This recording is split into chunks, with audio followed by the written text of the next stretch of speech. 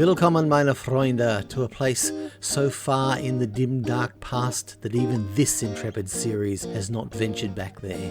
Back to a time when John Kennedy was president, there was no such thing as Doctor Who, and musicians combed their hair and smiled. To the week ending June the 4th, 1961. We kick off this week with one of the legendary names of the classic canon, a man Bob Dylan once said sang like a professional thief, the force of nature that was Roy Orbison. His epic mini-opera, Running Scared, anchors our list. A fascinating song in strophic form, which is a wanky way of saying it doesn't have a chorus. Strophic form isn't uncommon: Bohemian Rhapsody, All Along the Watchtower, Losing My Religion, Begin the Begin, Lush Life, My Way, Pinball Wizard. But few of them are as melodically linear and rely on dynamics and engaging the listener in Orbison's narrative as this one does. Running Scared made it to number 2 and spent almost 5 months on the chart, becoming in time a cornerstone of one of the mightiest catalogues of post-rock and roll popular music. Number 9. If 1961 was a golden age for anything, it was the golden age for easy listening. The kind of music which on a whole now exists solely to be played in suburban malls to deter hood rats from hanging around. One standout from the Sargasso Sea of schlock is Ferrante and Taisha's theme from Exodus. It has a certain drama to it that makes it exceptional amongst the unexceptional, more pronounced examples of which will doubtless follow. At number 8 we see how the mighty hath fallen as the once globe-straddling behemoth of Elvis Presley is reduced to singing at a puppet show in Cod German with his one-time number 1 Wooden Heart. To my mind of thinking, this is the lowest ebb of Elvis's career, the time between his leaving the army and, say, Wild in the Country, where he did get a hold of some decent songs and one of his better, and that is always a highly relative term, movies. The revival was brief. 1967, for example, was an abysmal year, but Wooden Heart will always endure as emblematic of Elvis at rock bottom. Things brighten up considerably at number 7 with the ever-jolly New Orleans stylings of the marginally larger-than-life Clarence Frogman Henry. The Frogman had been around for a while. His song Ain't Got No Home from 1956 had become a bit of a standard.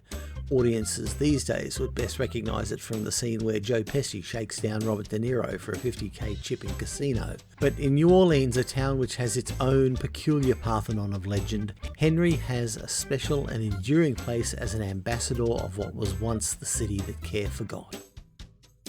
6 this week is a song by the artist who, a month from this, would have no fewer than 4 songs in the top 40. That would be the bonniest Scotsman, Andy Not Rod Stewart, perhaps the third most famous export of the seaside town of Arbroath, after the delicious Arbroath Smoky I have indulged and can recommend, and the world's largest winning margin for a professional football game where the locals beat a bunch of no-hopers from Aberdeen 36-0. Andy Stewart was a prolific hitmaker through the early to mid-60s before he moved into acting and television and then an extended break due to ill health. And good for him on a more than respectable career in acting as a bridge between the current top 40 and the generation before top 40 radio. But really, these days his music is less than novelty music and is highly unlikely to be held in anything like the esteem in which it once was. Now, before we sally forth, or Beethoven's Fifth, into the top half of the table, a few finely finagled facts to fortify you for the forthcoming Festival of Fancy. Impressive as Andy Stewart's forthcoming 4 hit singles on the chart in May, this week Elvis Presley took up 10% of the entire top 10 to himself, not only with Wooden Heart, but Flaming Star, Surrender, and the frankly nifty double-sider I Feel So Bad backed with Wild in the Country. I Feel So Bad was originally from the great Chuck Willis, one of the wildest rock and roll cats on Atlantic, a turban-wearing dervish of energy who died of peritonitis in 1958. His last record was released but a few days earlier was ironically entitled I Don't Want to Hang Up My Rock and Roll Shoes, with the B-side of What Am I Living For? Rock and Roll Shoes is widely thought to be the first rock and roll record ever made in stereo, engineered by the hot new whiz kid at Atlantic, Chief Boffin Tom Dowd. Former number ones going down the charts this week were Blue Moon by the Marcells, two of Elvis' sides, Wooden Heart and Surrender, and Furlan Husky's Wings of a Dove. Bobby Darin's Artificial Flowers also left the chart this week after an insultingly short 4-week stay and a high of 34. Number one in the USA was old Roy Orbison, enjoying a week sandwiched between Rick Nelson's Travelling Man's two periods in the top spot with Running Scared. And Elvis dominated the charts in the UK with Surrender commencing a 4-week run at the top, Wooden Heart having spent 6 weeks aloft earlier in the year. Plunging headlong back into the top 10, we come up headfirst at number 5. The Marcells with their enormously silly and infectiously fun and funny version of Blue Moon. Rocked up to the hilt, I would hazard a guess this is the most widely recognised version of this standard. A one-time chart topper, the song has never really left popular consciousness through the use in movies and TV. The Marcells were something of a rarity for the time, a multiracial doo-wop group, which caused them no end of problems with touring arrangements. One of the kings of easy listening, which is hard to reconcile with his portrayal of the oleaginous Maury Sline in The Blues Brothers, was Steve Lawrence, and here we encounter him at number 4 with perhaps his most famous tune, Portrait of My Love.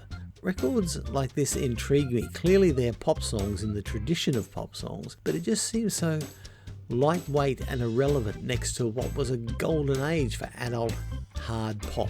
It is much like one of the records we looked at in the 2021 edition of the Top 10, a throwaway record. It's like a shirt bought from Zara or H&M. You wear it once and trash it. Lawrence is a steady vocalist, but doesn't have the distinctive timbre of the song's previous owner, Matt Monro. It's not a bad record, it's just not a compelling one. Number 3, however, is a bit of a surprise. Floyd Kramer's Bouncy Rockin' on the Rebound, which might just, along with Roy Orbison, be the most enjoyable thing on the chart this week. Kramer, of course, is a musician whose deeds behind the scene rival those of his great friend Chet Atkins. I mean, he played piano on Heartbreak Hotel, which is a pretty strong flex for any guy. Entirely self-taught, Kramer was the A in the Nashville A-team, not only playing with Presley through his golden years, but he was Patsy Cline's go-to guy, played with Roy Orbison's hits, the Everly Brothers, Eddie Arnold, Jim Reeves. Basically, if RCA put you in their legendary Studio B, you got Floyd Kramer and you got a hit. On the Rebound is a bouncy rocker full of flying fingers and clever touches. The kind of record the more you hear, the more you like. The Ernst Rice of the countdown this week is the mighty Del Shannon, whose signature hit Runaway hovered just below the apex. Shannon, a tragic figure whose signature voice, Musicola, which was a kind of early synthesizer, and Magnavox amp-driven sound had a good run of hits both as a singer and a songwriter, and a talent scout. Did you know he discovered Bob Seger, which had run their course by 1968 or so. The rest of his life was intermittent recordings, often with big names like Dave Edmunds, Jeff Lynne and Tom Petty, to usually kind reviews. There were rumours that he'd replace Roy Orbison in the Travelling Wilburys, but his crushing alcoholism and emerging depression finally consumed him and he succumbed to them, authoring his own doom in early 1990. Runaway, though, is one of the songs you can deal out to instantly disprove the argument that rock and roll died between Elvis joining the army and the Beatles arriving in America. So, having withstood the assaults of superstars Roy Orbison, Elvis Presley and Del Shannon, what a mighty invincible hit stood at the pinnacle, the zenith, the A number 1, king of the hill, top of the heap. Give us a blast, Gene.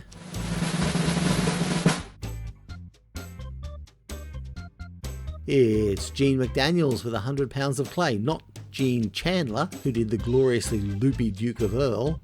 A chirpy little light soul number with a Sam Cookish overtone. This was his follow-up to A Tower of Strength. By 1963 though, Mcdaniels, who was a savvy character, you could see the way the wind was blowing, largely withdrew from performance to develop his songwriting, and by the late 60s he was back with a vengeance, writing the brutal Compared to What, a hit for Donny Hathaway and for Ray Charles, and a number 1 hit in Feel Like Making Love for Roberta Flack.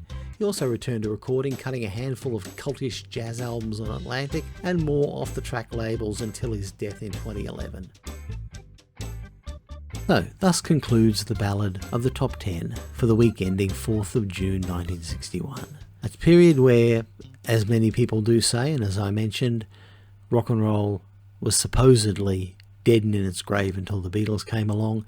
I think this goes a long way towards disproving that argument and showcases some terrific music. There's some not very good music too, but these top 10s tend to be a bit like that. But some wonderful, wonderful stuff on this.